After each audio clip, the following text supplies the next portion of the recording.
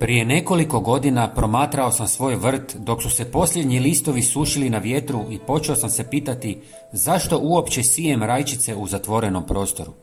U prirodi nema posudica, lampi ni kontrolirane topline, a opet se iz svake zime rodi novi život. Tada sam odlučio vjerovati zemlji više nego sebi i pokušati nešto što se većini činilo besmisleno. Posijao sam rajčice kad su noći već bile hladne, a tlo se počelo stvrnjavati.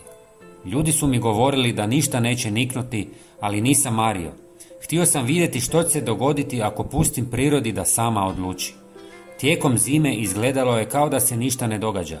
Kiša, mraz i snijeg prekrivali su gredice, a ja sam se pitao jesam pogriješio. No čim je sunce u proljeće počelo grijati tlo, male zelene točkice pojavile su se tamo gdje sam već gotovo izgubio nadu. Sjeme koje je preživjelo hladnoću probudilo se samo bez moje pomoći. Te biljke bile su drugačije od onih koje sam ranije uzgajao u zatvorenom prostoru. Njihove stabiljke bile su čvrste, korijenje duboko, a lišće tamnije i otpornije. Shvatio sam da je hladnoća odigrala ulogu učitelja, a ne neprijatelja. Samo najjače sjemenke uspjele su proći kroz zimu i upravo su one stvorile najzdravije biljke. Dok su drugi još presadili svoje krhe sadnice i navikavali ih na vanjski svijet, moje su rajčice već bile spremne. One nisu gubile vrijeme na prilagodbu jer su od početka rasle tamo gdje će i živjeti. Njihovi plodovi dozrijevali su ranije, a okus im je bio puniji i slađi nego ikad prije. Za ovu metodu sadnje biram rajčice koje dobro podnose hladnoću i ne traže posebne uvjete. Najbolje su one koje su prirodno razmnožavaju, jer iz njihovih plodova možeš svake godine uzeti novo sjeme. Važno je da je to sjeme bude potpuno suho.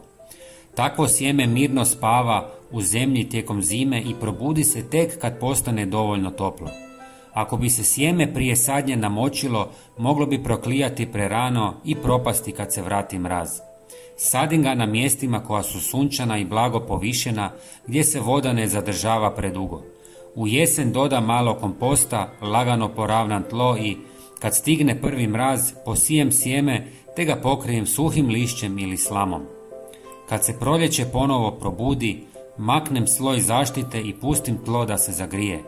Tada se iz zemlje pojave prve biljke, sitne i često ljubičaste pri dnu, ali upravo te boje pokazuju njihovu snagu.